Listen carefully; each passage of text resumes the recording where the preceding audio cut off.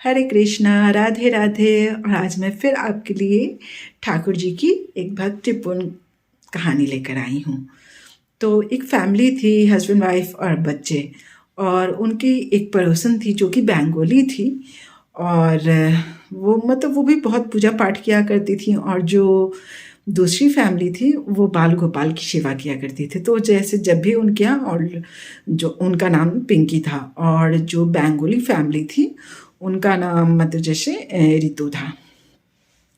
तो जब रितु जो है पिंकी के यहाँ आती थी, दोनों जैसे आपस में दोनों का बातचीत होते होते एक टाइम में दोनों बहुत ही अच्छे दोस्त बन गए थे। तो जब भी रितु जो है पिंकी के यहाँ आती तो वो जैसे वो ठाकुर पिंकी बाल गोपाल की सेवा किया करती। तो देख के ना बंगाली जो थी वो बहुत खुश होती, और जबकि वो भी बहुत ही पूजा पाठ किया करती थी। वो भी सुबह उठ के जो भी कुछ है देवी माँ इन लोग की, क्योंकि बंगाल में सबसे ज़्यादा जो है काली माँ का पूजा होता है, काली माँ देवी माँ का पूजा ज़्यादा होता है।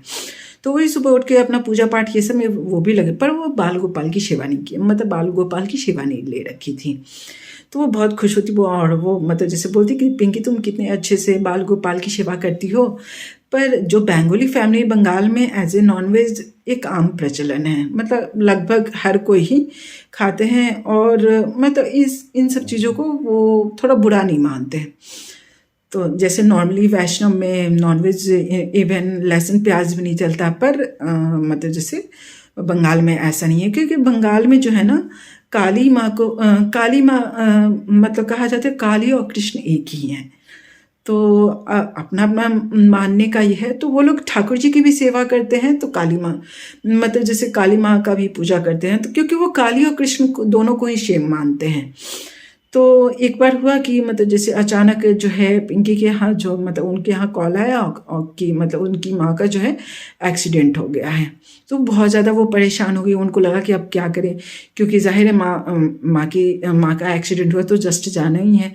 अब वो सोचने लगी कि बाल गोपाल को किसको दूँ। वो पूरा रोए जा रही थी। तब तक जो है वो बंगाली फैमिली आ गई, और उन्होंने कहा कि अरे तुम परेशान क्यों होती, कि मैंने देखा है कि तुम किस तरह से अपने बाल गोपाल की सेवा करती हो, कि तुम निश्चिंत होकर अपनी माँ के पास जाओ, कि जैसे मैं तुम्हारे बाल गोपाल जो ठाकुर जी की जो भी सेवा है वो मैं कर दूंगी। तो वो जैसे इतना जल्दबाजी में, और वो देखती ही थी कि रोज़ सुबह सुबह वो किस तरह से पूजा करती हैं, क्या भोग लगाती हैं। तो उन्होंने, और जैसे उन्हें लगा कि ये सब कुछ तो जानती हैं, तो ये सब कुछ वैसे ही जिस तरह से हम करते हैं वैसे ही वो करेंगी। तो ठाकुर जी और उनकी जो भी वस्तुएं थी, उनके पोशाक मुकुट और सारा कुछ उनको देकर, और वो अपनी माँ को देखने के लिए चली गई। वो कुछ टाइम तक जैसे अपनी उनकी माँ हॉस्पिटल में एडमिट था। उनका पैर जो है ना वो सीढ़ी से गिरने के कारण टूट गया था। तो कुछ टाइम उन्हें हॉस्पिटल में ही बिताना पड़ा। अचानक जो है ना उनको बाल गोपाल की याद आने लगी। तो फिर उन्हें लगा कि नहीं भाभी जो है वो बहुत अच्छे से उनकी सेवा करती होंगी, क्योंकि उन्होंने देखा है कि मैं उनकी सेवा कैसे करती हूँ। तो वो अपने मन को बहलाकर फिर वो अपनी माँ की सेवा में लग गई। फिर अचानक जो है जैसे उन्हें जैसे रात में अचानक बहुत बीच रात में 2 बजे रात में उनका अचानक नींद खुल गया, और उन्हें लगा कि कोई बच्चा जो है ना उनके पास आकर रो रहा है और बोला कि मैया मुझे भूख लगी है, मैया मुझे। फिर वो थोड़ा सा ये इग्नोर कर देती कि अरे नहीं भाभी जो है बहुत अच्छे से सेवा करती हैं, कि मैंने तो उन्हें देखा है कि वो बिना नहाए कुछ खाती नहीं है, ये वो सोच रही वो ये सब सोचकर उन्होंने अपने मन को बहला लिया। फिर जो है फिर दूसरे दिन भी यही हुआ। उन्हें लगा कि कोई बालक जो है उनके सिरानी के पास आकर रो रहा है, मैया मुझे भूख लगी है। तो उस पे जैसे तब तक वो अचानक जो है अपने बच्चे नहीं, सॉरी, उनका जो रितु थी, उनका एक लड़का था, उनको जैसे वहाँ उन्होंने कॉल किया तो वो बच्चे नहीं उठाया। और बच्चे ने उठाया तो उसने कहा जैसे ऐसे नॉर्मली बातचीत हो तो वो बच्चे ने कहा कि आंटी आपको पता है कि अब मैं ना बहुत स्ट्रांग हो जाऊंगा, मेरा दिमाग बहुत तेज चलेगा। तो उस पर उन्होंने जैसे पिंकी ने कहा कि क्यों, ऐसा क्या हुआ है, कि आपको पता है मम्मा ने ना बाल गोपाल को मछली का भोग लगाया था, और मैं अब वही भोग मैं ग्रहण कर रहा हूँ, मैं खा रहा हूँ। जब वो सुनी तब तो उनको मतलब जैसे रहा है कि मेरे बाल गोपाल को उन्होंने भाभी ने मछली का भोग लगा दिया, क्योंकि बंगाल में थोड़ा चलता है। क्योंकि मैं मतलब जैसे मैं जो जब मैं 9 इयर्स की थी तब मेरे पापा का जो है ऐसे मेरे पापा बहुत पहले से ही बंगाल में ही रहते थे। वो गवर्नमेंट जॉब में थे, आरपीएफ में थे। तो जब मैं 9 इयर्स की थी तो पापा हम लोगों को लेने आए थे, और तब से 9 इयर्स से लेके 18 ईयर तक मैं बंगाल में ही रही हूँ। और वहाँ के रिचुअल, वहाँ के क्या ये है, तो वो मतलब मैंने देखा है कि हाँ वहाँ पे थोड़ा सा मछली वगैरह को इनफैक्ट शुभ मानते हैं, और एक काली को भी कृष्ण मानते हैं। तो यहाँ भी तो वो दौड़ते हुए आई और बोले कि भाभी ये आपने क्या किया कि मेरे बाल गोपाल, मेरे ठाकुर जी को आपने मछली का भोग लगा दिया। वो पूरा रोने लगी, वो पूरा घबरा गई। जो बेंगोली थी रितु, तो वो पूरा घबरा गई, बोली कि अरे अचानक ऐसे क्या हुआ, क्या हो गया, कुछ ज़्यादा इमरजेंसी हो गया। तो बोली कि आपने कैसे इनको मछली का भोग लगा दिया। फिर मतलब जैसे तो वो माफ़ी मांगने लगी, बोले कि मुझे पता नहीं था, क्योंकि बंगाल में हम लोग जो है काली को ही कृष्ण, कृष्ण को ही काली मानते हैं। तो बोल कि भाभी पर मैं तो ऐसा नहीं, मतलब मैं तो ऐसा नहीं मानती, ऐसा करके।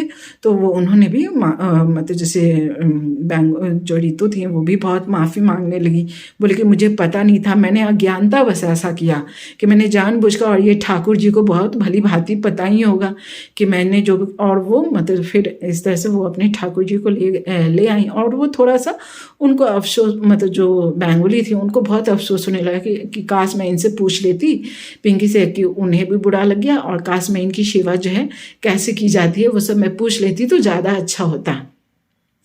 तो ये थी छोटी सी कहानी। और तब से जो ठाकुर जी की पूजा करती थी पिंकी, उन्होंने यही सोचा कि मैं अब जहाँ भी जाऊँगी, जैसे भी मतलब जैसे अपने बाल गोपाल को अपने साथ ही रखूँगी। और तब से वो जो है कहीं भी जाती, अपनी मम्मा के यहाँ भी जाती तो वो अपने ठाकुर जी को लेकर ही जाती।